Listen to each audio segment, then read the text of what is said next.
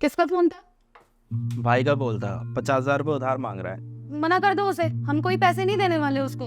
अरे तो मना करना ही क्यों है? अभी तो हमारी एफडी मैच्योर हुई है ना 5,37,000 रुपए की। उसमें से 50,000 रुपये उसे दे दूंगा। और वैसे भी कह रहा है 2 महीने में दे देगा। अच्छा, कोई पैसे देने की जरूरत नहीं है। हमने कोई ठेका लिया है क्या दुनिया का? पर साक्षी वो भाई है यार। भाई है तो क्या हुआ, पहले हम अपनी जरूरतें पूरी करेंगे ना। हर किसी की मदद थोड़ी करते फिरेंगे।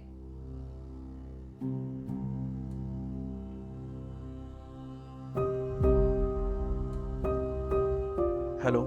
अरे जीजा जी, हो पाएगा पैसों का जुगाड़? मेरे को बहुत ज़्यादा ज़रूरत है। कोशिश कर रहा हूँ यार। अरे वो जीजा जी क्या है ना, मैं आपके घर ही आ रहा हूँ। मैं ना कहीं पास में आया था, तो बस मैं 1 घंटे में पहुँच जाऊँ आपके पास। चल ठीक है, आ जा तू। ठीक है।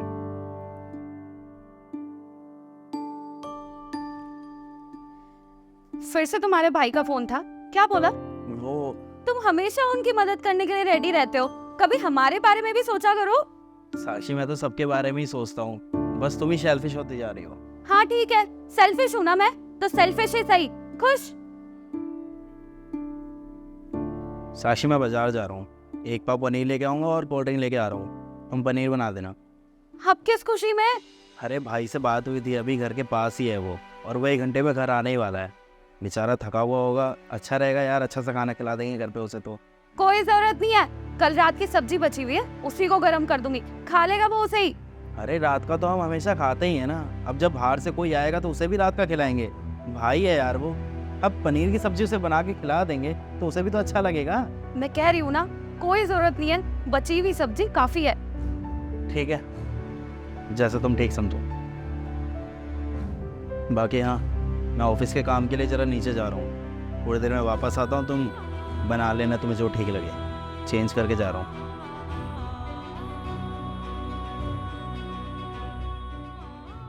पता नहीं क्या रोज रोज इसका भाई आ जाता है। कोई दिन जाता होगा जब हम चैन से रह पाते हैं। लगता है आ गया। नमस्ते दीदी। भाई तू? हाँ दीदी, मैं क्या हुआ, आपको जीजा जी ने बताया नहीं क्या कि मैं आने वाला हूँ? मेरी उनसे बात हुई थी और मैंने उनको बताया था कि मैं आ रहा हूँ। अच्छा, तो धर्मेंद्र तेरे बारे में बात कर रहे थे। क्या हुआ दीदी, क्या सोच रही हो? कुछ बात हो गई क्या? कुछ नहीं, तू अंदर आ, बैठ के बात करता है। क्या हुआ रिक्की, तुम्हारे चेहरे से लग रहा है कि कोई प्रॉब्लम है। क्या बताऊँ दीदी, पैसों की थोड़ी ज़रूरत है, कुछ दिक्कत आ गई है, बस आपकी थोड़ी मदद चाहिए थी। पैसे? तुमने पहले क्यों नहीं बताया? सोचा था दीदी कि अपने आप संभाल लूँगा, पर नहीं हो पा रहा है, हम मांगने पड़ रहे हैं। कितने पैसों की जरूरत है?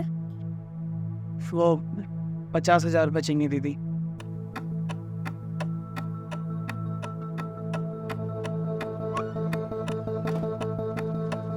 और रिक्की, अरे बैठो बैठो, कैसे हो? मैं ठीक हूँ जीजा जी, आप कैसे हो? मैं तो बढ़िया हूँ, लेकिन तुमने तो हमारे घर पे आना बिल्कुल ही बंद कर दिया। हाँ, काफ़ी दिन बाद आए हो। हाँ जीजा जी, वो क्या है ना, काम के चक्कर में थोड़ा बिजी रहता हूँ, इसलिए नहीं आ पाता। धर्मेंद्र, जरा रूम में चलना। रिक्की तुम 2 मिनट यहीं वेट करो, बस अभी आया। ठीक है।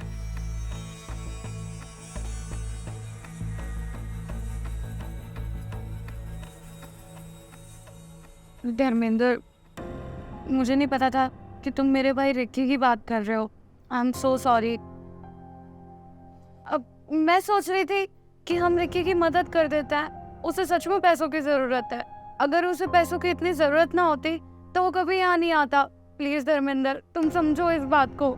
जब तक तुम्हें ये लगा कि मेरे भाई की बात चल रही है तो तुमने पैसे से मदद करने के लिए मना कर दिया। हाँ, और जैसे तुम्हें ये पता लगा कि पैसे मेरे भाई को नहीं बल्कि तुम्हारे भाई को चाहिए, तो बहुत जल्दी मान गई है। बोल रही हो उसकी मदद करनी चाहिए, क्यों करोगे उसकी मदद? हाँ, जैसी मेरे भाई की मदद नहीं करना चाहती थी तुम, वैसी मैं तुम्हारे भाई की भी नहीं करूंगा अब।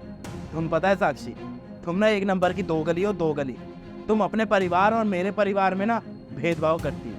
अभी तुम्हारे भाई को पैसे की जरूरत पड़ गई तो कैसे मुझे साइड में लेके आ गई, पर प्यार से बोल रही हो कि पैसों की जरूरत है। और भाई अगर मेरे भाई को कोई काम पड़ता है तो तुम सबके सामने तमाशा बनाती हो, मेरी इज्जत का फालूदा करती हो तुम।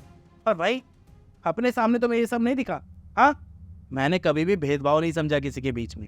सुबह भी मैं तुम्हारे भाई से ऐसे बात कर रहा था, कि जैसे वो मेरा सगा भाई हो, लेकिन तुम्हें तो बिल्कुल भी शर्म आती ही नहीं है। तुम्हारे अंदर तो सिर्फ ईगो भरी हुई है, ईगो।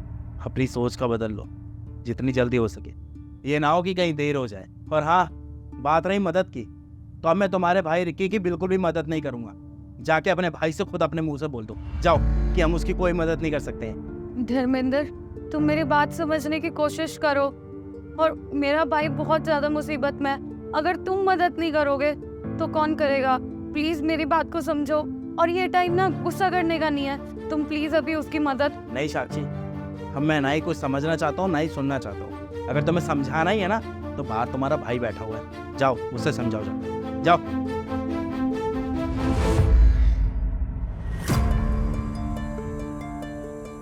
ड्रामा बना रखा है।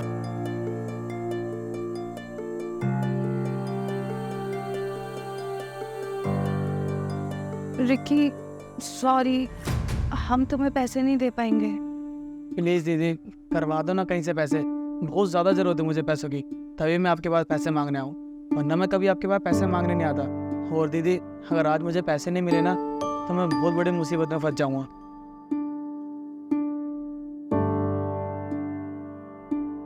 ठीक है रिक्की, हम तुम्हें पैसे दे देंगे, तुम परेशान मत हो।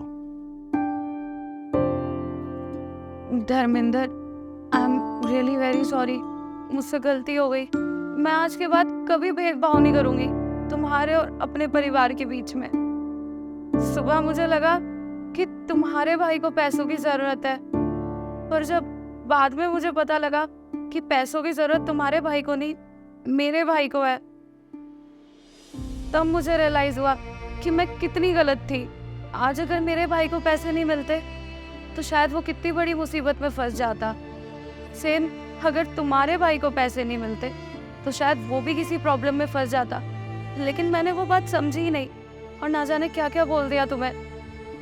साक्षी देखो, हमें ना कभी भी भेदभाव नहीं करना चाहिए, चाहे वो तुम्हारा अपना परिवार हो या किसी और का। सब लोग एक जैसे होते हैं, समझ में आ गया तुम्हें? और वैसे भी जब हम एक दूसरे के परिवार को समझते हैं ना, तभी हमें एक दूसरे के परिवार की सच्चाई समझ में आती है। और जब तुम दोनों परिवार को एक जैसी नज़रों से देखोगी ना, तब जाकर हमारे बीच में रिश्ता और भी ज़्यादा मजबूत होगा। बस मुझे तो इतना ही चाहिए था कि हम दोनों एक दूसरे को समझें और कोई भेदभाव ना करें किसी के परिवार में, ताकि सब लोग खुशी खुशी रहें। आखिरकार हम लोग एक ही परिवार हैं यार, हम सबको मिलजुल के रहना चाहिए। ये फ़र्क नहीं पड़ता कि ये मेरा भाई है या फिर तुम्हारा भाई। रिकी को मैं अपने भाई की तरह ही मानता हूँ, और अगर मेरे भाई के ऊपर कोई मुसीबत आती तो मैं उसकी भी तो मदद करता ही ना।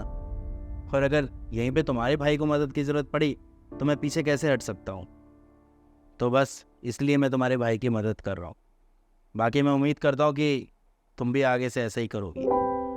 हम दोनों का परिवार अलग अलग नहीं है, हम सब एक है।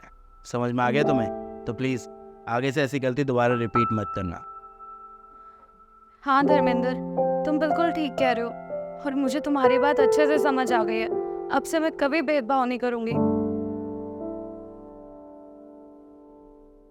हाय गाइस, उम्मीद करता हूँ आपको वीडियो पसंद आई होगी। और हम ये नहीं कहते हैं कि हमारी वीडियो जो है वो 100% एक क्या कहते हैं रियलिस्टिक कंटेंट है। नहीं, इसमें ड्रामा भी है, ताकि आप लोग थोड़ा एंगेज हो सके, आपको थोड़ा क्या नाम है, आप कनेक्ट कर सकें, क्योंकि ड्रामा बहुत ज़रूरी होता है। और जब तक ड्रामेटाइज ना की जाए चीज़ें, तो उस चीज़ों में ज़्यादा इंटरेस्ट नहीं आता है। और बाकी हमारी कोशिश यही रहती है कि हमारे जो वीडियो का मैसेज है वो प्योर रहना चाहिए, वो आप लोगों तक पहुंचना बहुत ज़रूरी है। और उसके बाद उसको वहाँ आपको रोकना नहीं है, उसको आगे शेयर करना है। कम से कम एक व्यक्ति तक तो आप ज़रूर शेयर करें। और सबसे बड़े दुख की बात यह है कि आप लोग अभी भी हमारे पेज और चैनल के साथ में नहीं जुड़े हैं। तो अगर नहीं जुड़े हैं तो जुड़ जाइए यार। और हम दिल्ली में बैठ के इस वीडियो को बना रहे हैं, आप कहाँ बैठ के इस वीडियो को देख रहे हैं, ज़रूर कमेंट्स में बताना और अपना फीडबैक ज़रूर देना। मिलते हैं, bye bye, take care, love you, bye.